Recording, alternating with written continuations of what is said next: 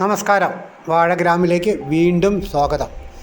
ഞാനിന്ന് പരിചയപ്പെടുത്തുന്നത് ഒരു വിദേശ ഇനം ചുണ്ടില്ല കണ്ണൻ വാഴയാണ്. നമ്മുടെ നാട്ടിലെ കൂമ്പില്ല കണ്ണൻ.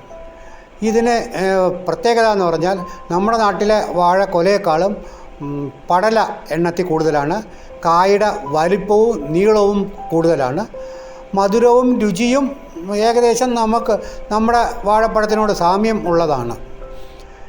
ഇതിന് ഞാൻ സാധാരണ എല്ലാ വാഴയ്ക്കും ചെയ്യാറുള്ളതുപോലെ യൂറിയ, പൊട്ടാഷ്, ഫാക്ടംഫോസ് എന്നിവയും ചാണകപ്പൊടി ഉപയോഗിച്ചു.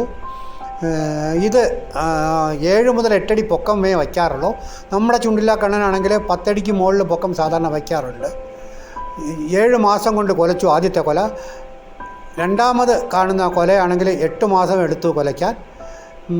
ഈ കൊല ആദ്യത്തെ കൊല മൂപ്പെത്തി ഏകദേശം വെട്ടാറായി. 2 ദിവസം വെട്ടുന്നതാണ്. നമുക്ക് മറ്റൊരു വാഴ വിശേഷവുമായിട്ട് വീണ്ടും കാണാം. അതുവരെ നന്ദി, നമസ്കാരം.